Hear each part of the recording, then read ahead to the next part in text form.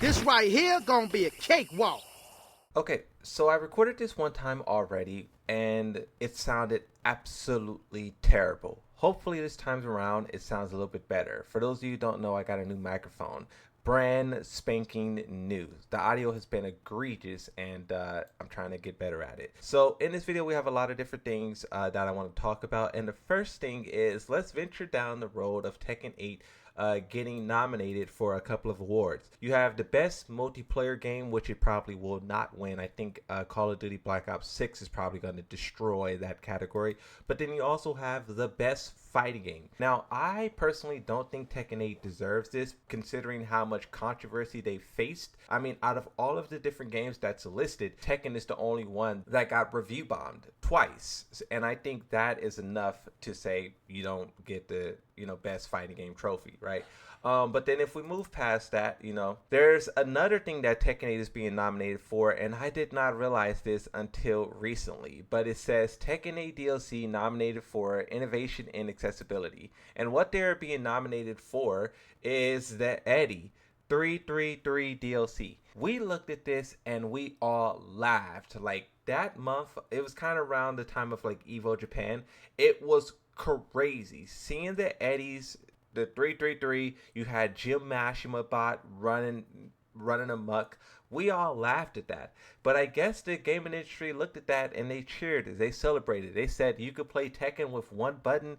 Oh, look at how accessible that game is. Now, you can make an argument. Did they do it because they wanted to make the game more accessible, or did they do it because they wanted to make the game simpler? And that's two totally different things. I thought that was pretty funny though, but let's move on. You have this discussion. You have this very talented modder who creates a lot of different mods. The most recent mod that they created is a mod for Lily and also Reina, but it's Eliza, one of her concepts you can download and you can apply it to the character. This has set the community ablaze. People love it. On the topic of Eliza, this is the character who, yes, she was kind of troublesome in Tekken 7, but she is one of the most cosplayed characters out of the entire roster, and there is some people who do like her. And I think, talking about how crazy the game mechanics of Eliza was, I think if they added her into Tekken 8, more characters will be equipped to dealing with her.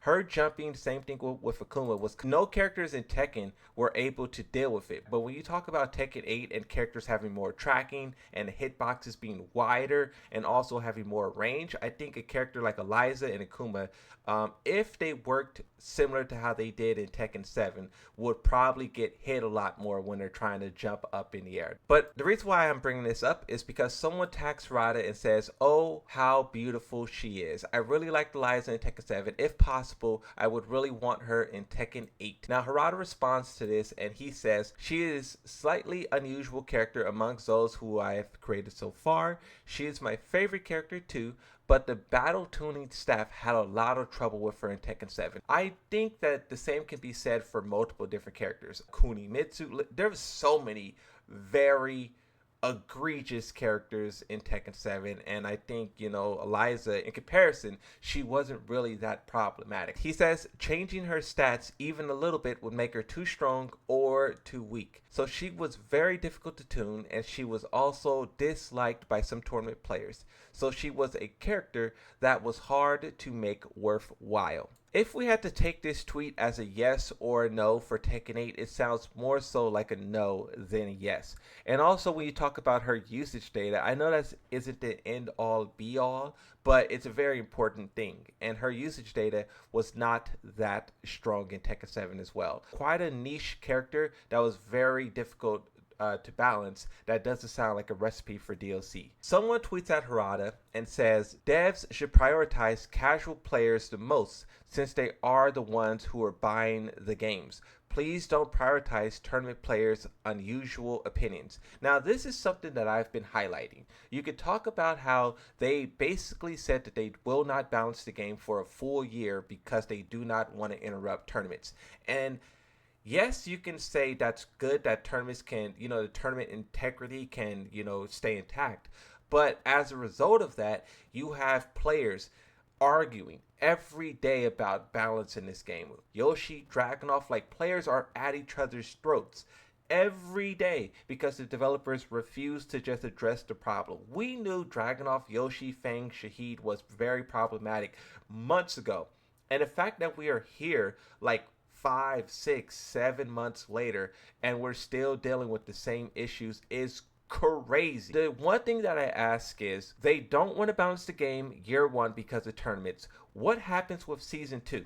What happens if we discover 2, 3 months into season two that Paul Phoenix or Lee or like Alyssa, someone is super powerful? Will the developers swoop in and nerf those characters, or will we have to sit another 8 months with broken characters all because of tournaments? In my opinion, I think no way. They should do patches at the start of the tournament and halfway through, either before or after Evo. But just waiting out the whole year when you know the game is atrocious is not the way to go, in my opinion. Harada responds to this and says, in my last post, I only gave one example, but that doesn't mean I'm prioritizing a particular group, and I didn't say that either. Well, that's not necessarily true. He did say that he's not going to balance the game because of tournaments. That's literally prioritizing tournaments over the casuals. When you read things, do you only look at whether they're friend or foe,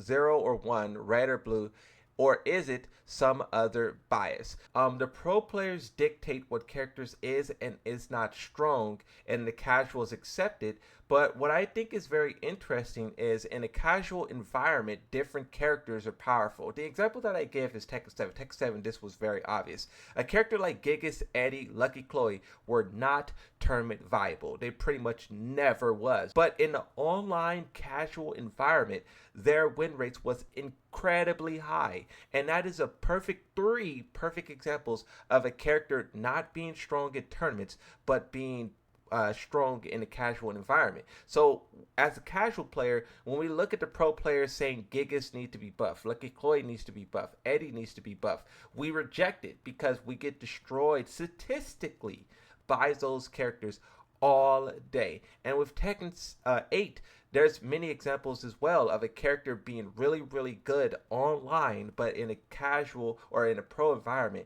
it's not the same. So I do think that the developers need to look at both and not just focus on one. But also, I think they kind of have been, and it's just a matter of like reminding them, just like this person is doing, that you got to keep in mind what the casuals wants. Even though skill's the issue, still, when the majority of your player base is casual, you probably should focus on that, not the 0.02% that is professional players, in my opinion. You guys remember when Bandai Namco basically disqualified the Chinese player simply for being Chinese? The Tekken 8 Steam charts got review bombed for a second time because of it. October the 5th is when it happened. November 21st is the time of recording, and it is still locked. At the time, Harada said, we will make every effort to increase the number of participating countries in the future. And then in another tweet, he says, of course, we can't solve all problems, but we will do what we can. Now, the reason why I'm bringing this back up is because the LCQ is currently going on,